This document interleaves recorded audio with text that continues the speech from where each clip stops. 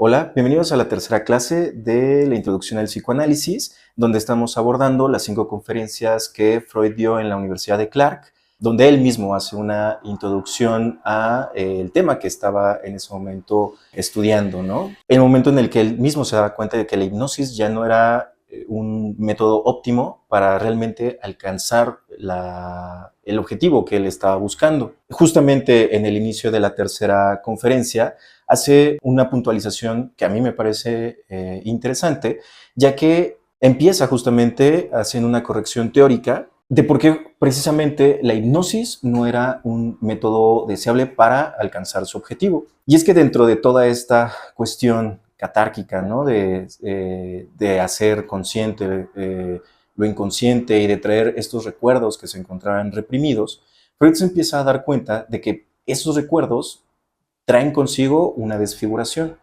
Esa es una parte extremadamente importante para entender el punto del psicoanálisis, o al menos para entender desde dónde parte, ¿no? la idea del psicoanálisis, en contraparte muchas veces de la psicología común como nos las han enseñado en la universidad y en las escuelas. Y es que el discurso del paciente, aunque de repente pueda ser distorsionado o muy loco o como lo queramos plantear, no pierde su validez.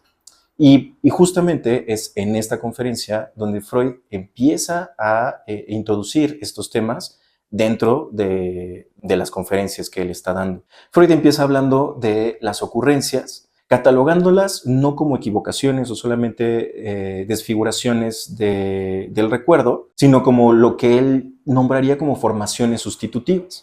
De alguna manera, esa deformación existente dentro del discurso no es arbitraria, no es nada más porque al sujeto se le ocurrió, sino tiene una cierta lógica sustitutiva, simbólica, del recuerdo que se está tratando de reprimir. Tanto así que Freud remarca cómo el grado de desfiguración del recuerdo es proporcional precisamente al grado de represión que el sujeto tiene de dicho recuerdo. Y bueno, precisamente siguiendo esta lógica, Freud hace este símil entre esta ocurrencia o formación simbólica con un síntoma momentáneo. Freud lo comenta de esta forma, ¿no? Esas ocurrencias han de considerarse como formaciones sustitutivas, como síntomas momentáneos que sustituyen lo reprimido. Y como podemos ver, pues, precisamente estas formaciones cumplen de manera similar las funciones del síntoma neurótico. Por un lado, son una expresión deformada de un deseo reprimido, aparecen como resultado de un conflicto psíquico no resuelto, y el contenido manifiesto, o sea, la ocurrencia, no es el contenido latente, sino un sustituto disfrazado. Aquí podemos empezar a ver cómo Freud parte ya de una idea de un conflicto psíquico que da sentido a estas ocurrencias, ¿no? Por un lado está el deseo consciente del paciente de recordar lo reprimido, y por otro lado también está la parte represiva que trata de disfrazar ese recuerdo.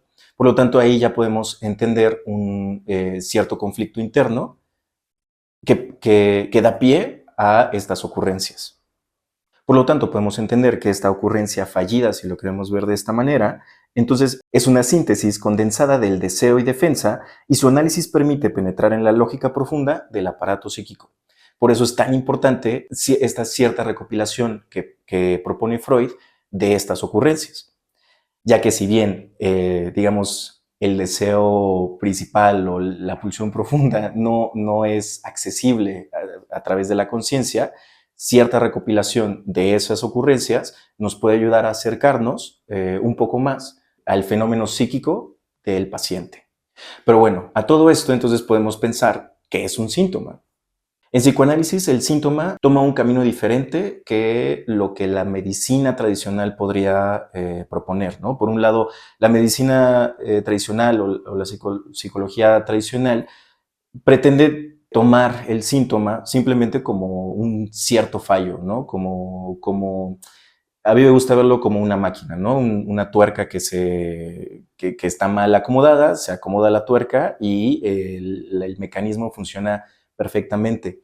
En psicoanálisis no pasa eso, es un poco más complejo, ya que el síntoma no sería como tal un desbarajuste, ¿no? Dentro de la conciencia del sujeto, sino que es una formación que permite lidiar con el conflicto interno del que nos hablaba Freud al principio de la tercera conferencia. Luego entonces el síntoma sería cierta solución que brinda el inconsciente a un conflicto psíquico reprimido.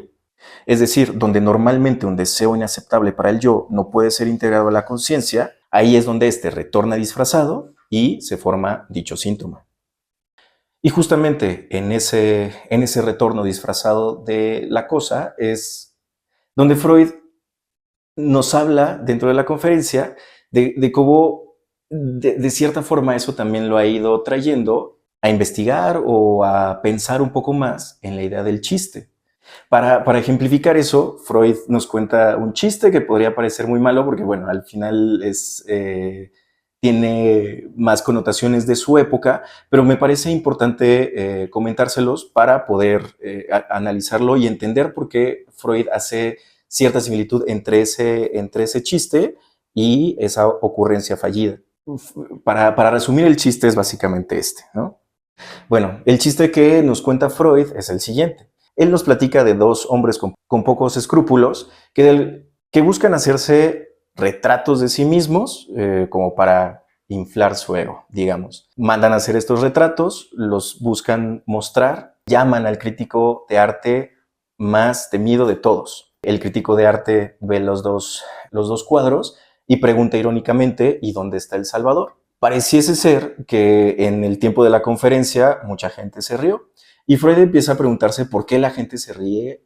Este chiste al final de cuentas hace una alusión bíblica a la crucifixión y donde están los dos ladrones, a un lado del Cristo crucificado que se encuentra en medio. Precisamente este chiste reproduce en miniatura los mecanismos psíquicos del síntoma neurótico. Por un lado, se encuentra este deseo reprimido de hacer un comentario de alguna forma ofensivo hacia estos dos personajes sin escrúpulos, pero al mismo tiempo encontrándonos en un lugar, ¿no?, mediado por reglas sociales, incluso por las propias defensas psíquicas de uno mismo, ese, digamos, deseo de ofender o de decir lo que uno piensa no puede ser llevado a cabo al 100%.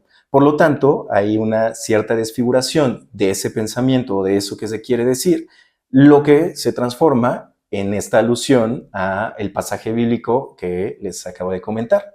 Por lo tanto, esa unión o esa alusión al decir la cosa que se quiere decir de manera desfigurada es lo que le causa risa al público que está escuchando a Freud. Y ahí es donde entra esa similitud entre lo que nos mencionaba antes Freud, el síntoma neurótico, con precisamente el chiste. Hay una cierta desfiguración donde se quiere decir algo, pero no se puede decir de la manera en la que se quiere decir, entonces se transforma en algo nuevo. Esta es una de las formas en las que Freud logra también ejemplificar lo que nos estaba platicando de las ocurrencias, mencionando que precisamente el papel del analista en este caso sería la recopilación de estas ocurrencias para después poderlas mostrar, ¿no?, al sujeto y podernos acercar al fenómeno psíquico de que el sujeto en ese momento esté queriendo transmitir. Bueno, obviamente estas no son las únicas formas en las que Freud encuentra ese acercamiento a este fenómeno psíquico, sino que nos va a proponer otras, que vendrían siendo tanto el sueño como los actos fallidos, el chiste o los actos casuales que las personas tengan en su vida cotidiana y que sean repetitivas. Para esto seguiremos platicando al respecto con los siguientes temas. Nos atañe a continuación.